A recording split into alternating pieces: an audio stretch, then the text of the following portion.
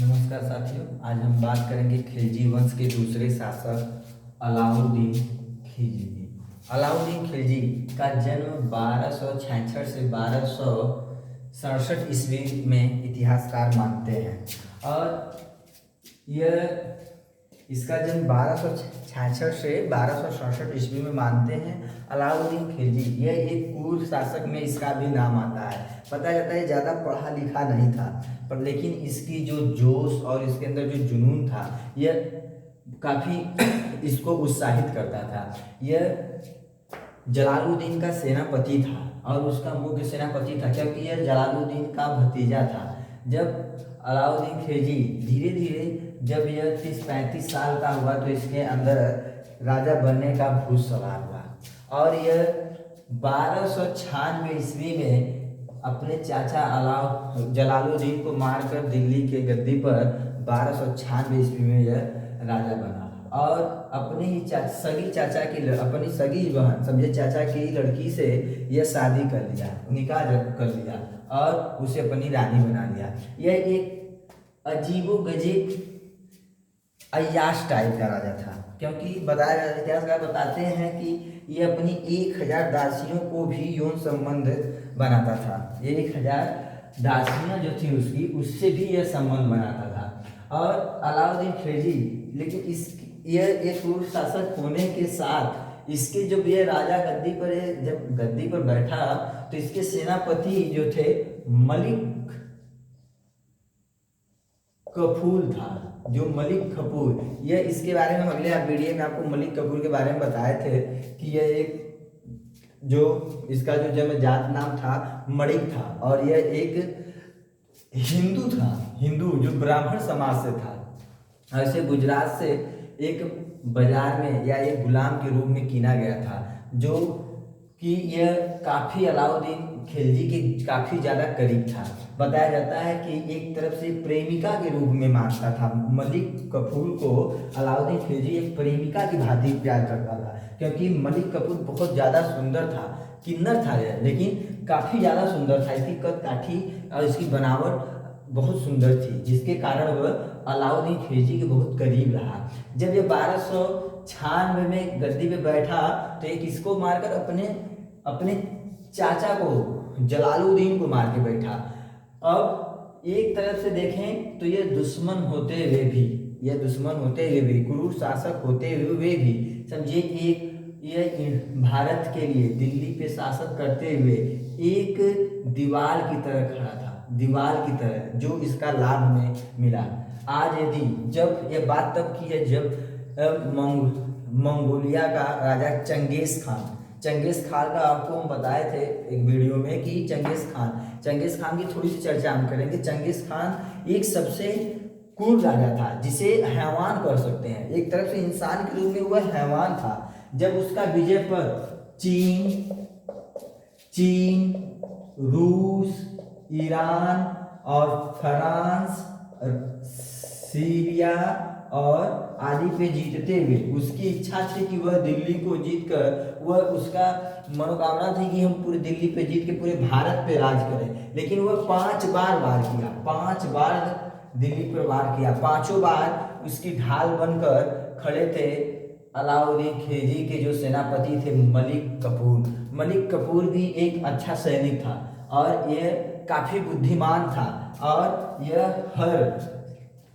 हर चाल में Genghis Khan को नाकाम कर दिया। चंगेज खान वही राजा है जो बताया जाता है कि एक लड़ाई में एक गर्भवती महिला को उसका पेट चीर कर उससे बालक को निकाल कर उसका सर कलम कर दिया। इतनी हैवानियत इसके अंदर। अगर वह दिल्ली पर आक्रमण करता है, मान लीजिए आग से अगर जीतता, तो यहाँ के जनता का, यहाँ की प्रजा पे क्या अत्याचार करता है, यहाँ की हाल कुछ और होती।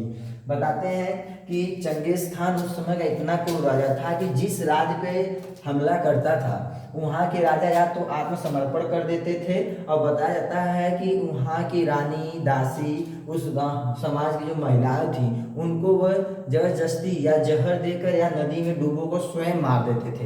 क्योंकि अलाउद्दीन खिलजी के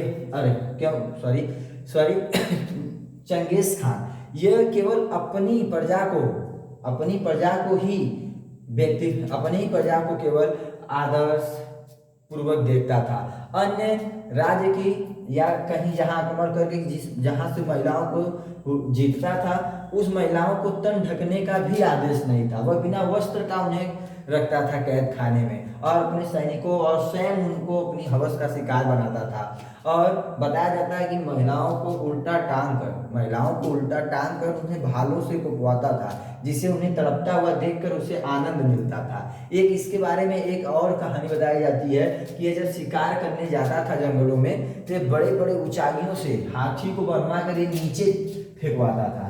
जब हाथी नीचे आ जाती थी तो वह चोट के कारण तड़प तड़प कर मर जाती थी। यह देखकर उसे बड़े जानवरों को तड़पता हुआ देखकर काफी आनंद मिलता था। यह इस टाइप का था। तो हम कह सकते हैं कि इस हैवान से बचाने में हमारा अलाउद्दीन खिलजी का बहुत बड़ा योगदान रहा, क्योंकि 5 बार आक्रमण किया। जब चंगेज खान 5 बार आक्रमण किया, 5 बार उसकी ढाल बन के कौन खड़ा था? अलाउद्दीन खिलजी। और जिसका सेनापति, जो उसका मुख्य जो होता है, इसका जो ज्यादा श्रेय जाता है वह जाता है मलिक कफूर को, क्योंकि उसके उस समय उस लड़ाई में सेनापति का काम उसमें कौन करता है? मलिक कफूर। बताते हैं बहुत बुद्धिमान था, यह बहुत बुद्धिमान था। अब आता है अलाउद्दीन खिलजी का जो विनाश का कारण जो होता है वह होता है राघव चेतन।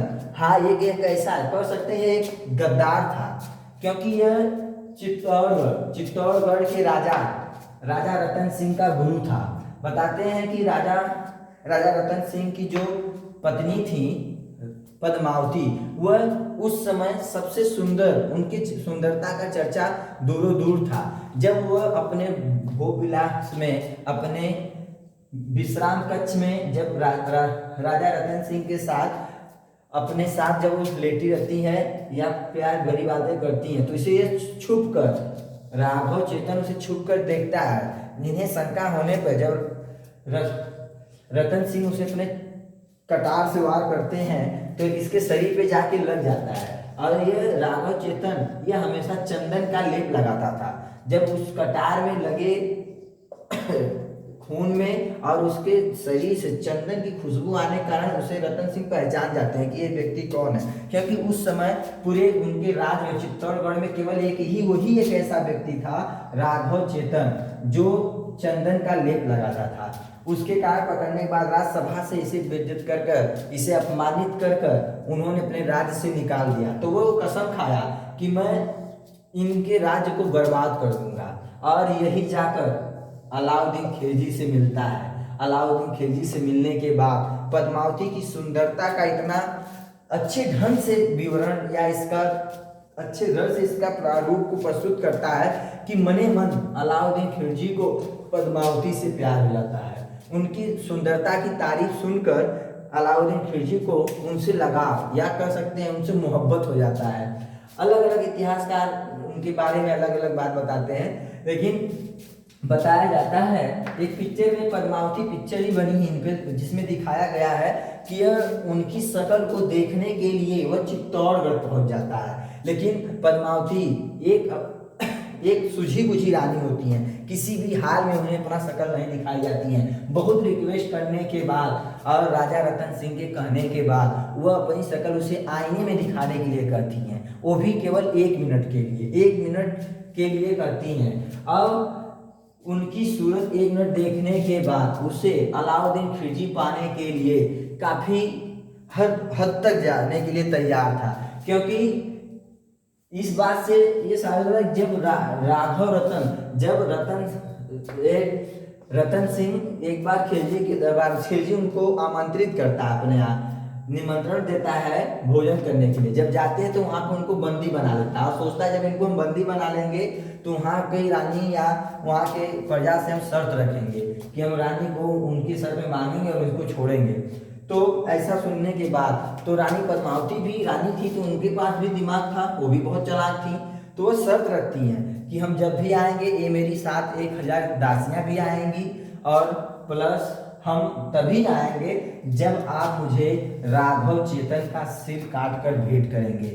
अब राघव चेतन का सिर, अब खिलजी इतना उनके प्यार में डूब गया था कि राघव चेतन जो उन्हें दिल्ली से खींचकर चित्तौड़गढ़ तक लाया था। और जिस रानी का व्याख्या कर कर उसके मन में प्यार भरी बातों को उत्साहित करने वाला राघव चेतन का भी नहीं होता है, उनकी खातिर वह उनका सर भी कलम करके दे देता है। फिर भी उसकी जो रानी रहती हैं जलालुद्दीन की जो लड़की होती है, उसकी जो रानी थी अलाउद्दीन खिलजी की, वो उससे गद्दारी कर कर ये उनको छोड़ाकर रतन सिंह और रानी पद्मावती को एक खुफिया रास्ते से भगा देती हैं। और यह उन्हें देखने की पाने की छोड़िए, उन्हें देखने की भी इच्छा इसकी अधूरी रह जाती है। बताया जाता है कि जब यह चित्तौड़गढ़ पे आक्रमण करता है तो इसके हाथों रतन सिंह मारे जाते हैं और रानी पद्मावती अग्नि समाधि ले लेती हैं, और जिसमें इसे जला हुआ राख मिलता है। और यहाँ से ही इसके मन में इसका प्रेम अधूरा होने के कारण, न पाने के कारण, यह अंदर से इसका मनोबल टूट जाता है और धीरे धीरे यह रोग से ग्रस्त हो जाता है। अलाउद्दीन खिलजी रोग से ग्रस्त होने के बाद, काफी कमजोर होने के बाद, यह 1316 में इसकी मृत्यु हो जाती है। 1316 में इसकी मृत्यु हो जाती है।